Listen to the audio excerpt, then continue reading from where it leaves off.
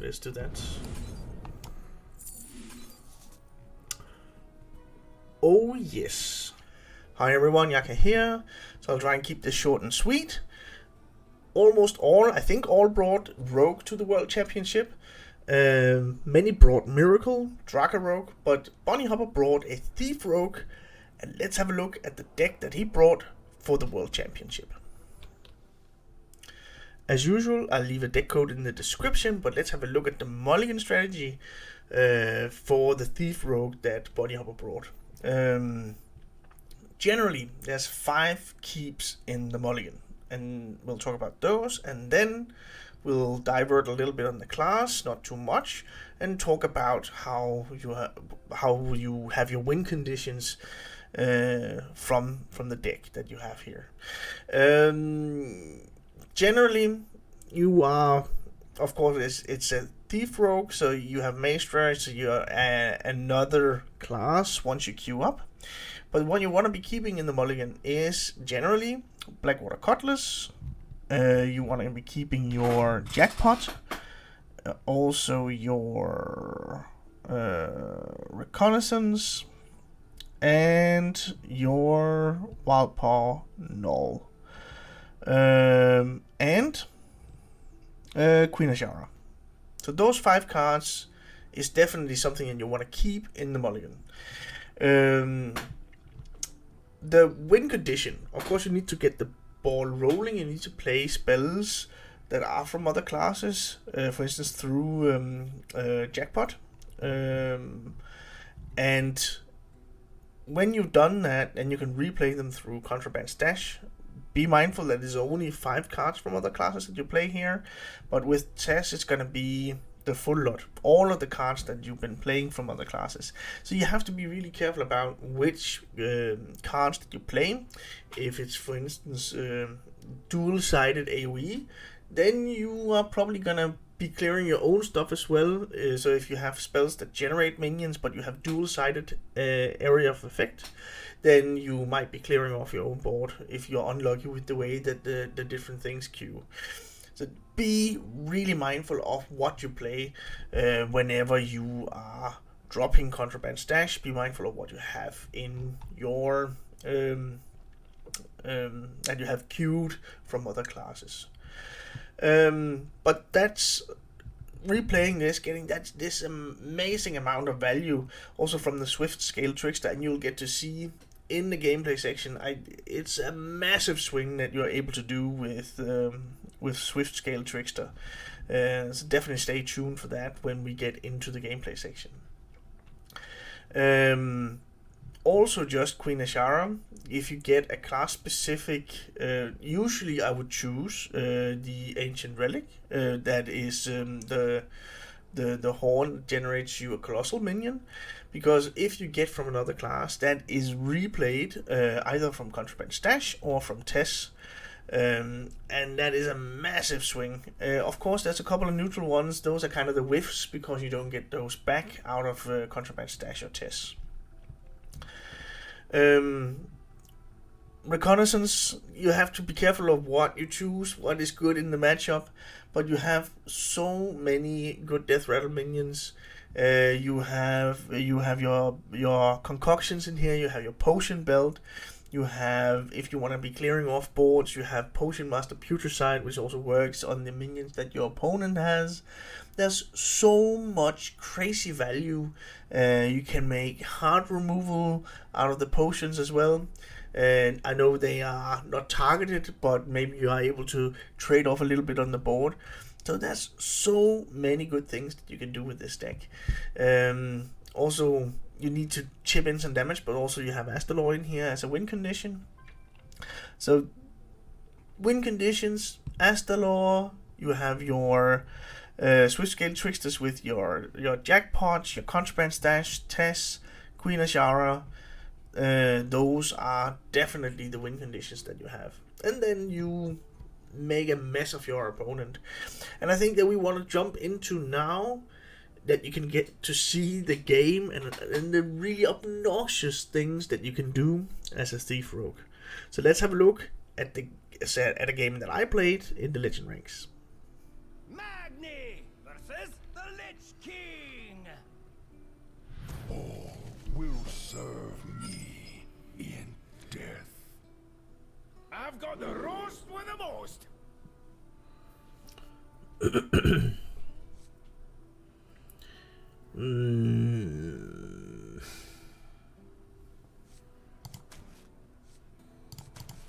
Let's do just this one.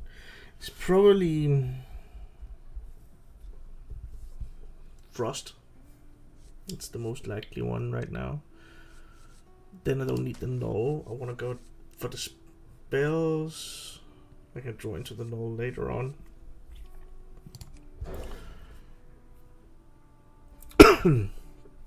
With the Tooth of Nefarian, I'm not sure.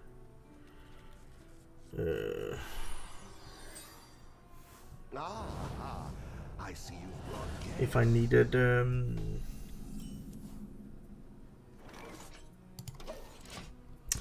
if I needed to keep the Tooth of Nefarian in order to get some spells, but there's some awkward breakpoints. I'm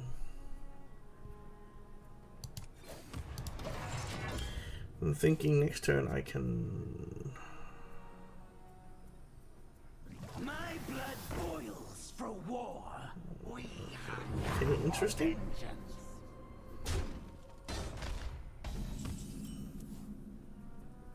So we'll coin, serrated spike, bone spike, and then we're gonna draw a bunch with sprint. Coin first. Let's get rid of that one. I guess it's gonna grow a lot. Here we go. Pardon me.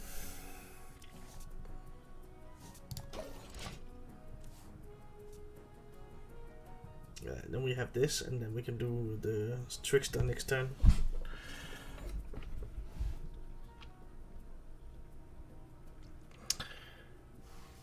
I would actually be able to get 2 things down, because this will generate 2 random spells.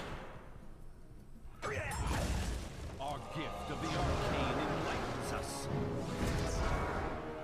Then I bump into which one? Do I want to give him the draw?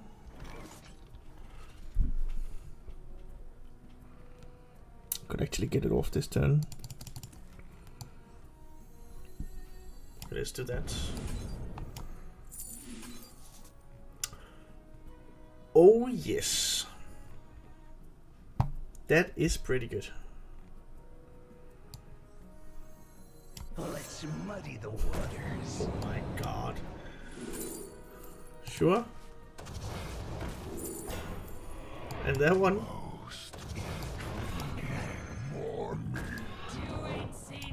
Keep that one healthy. Get rid of that one.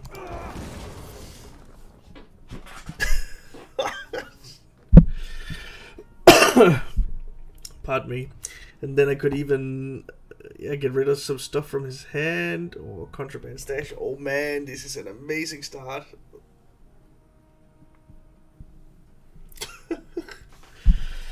Oh. He's sitting there. Do I really want to play the rest of this match? Really? Do I want to do that?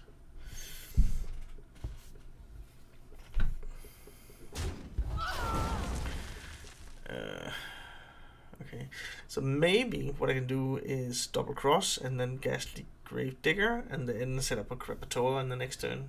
It's either that or Contraband Stash. If for some weird reason he would be able to clear my board, then it's probably Contraband Stash.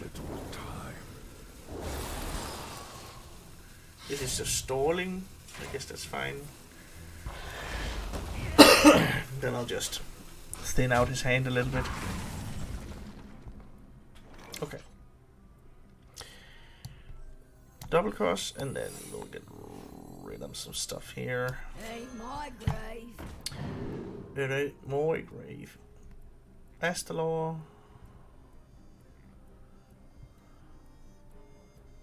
5. That's a bunch of damage. So this one is only going to be a bit of armor. Let's get rid of that one. That's fine. Leave me be in the shallows. It's gonna be so much damage before he can actually, and he's not even getting the Mana Thirst off until next turn because it's Mana Thirst 7.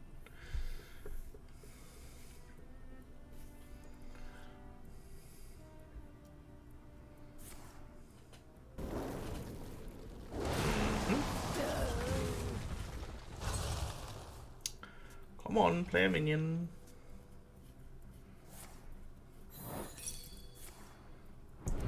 Thank you. So if you place nothing,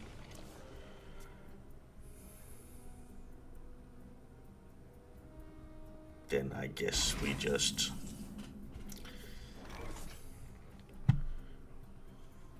then 14. We are getting pretty close. 14.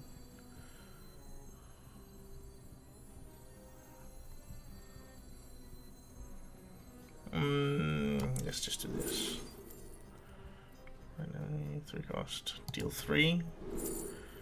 Another deal 3. And that's gonna be 6. And then 14. Then I can finish him off with my dagger. Hey, that was lethal.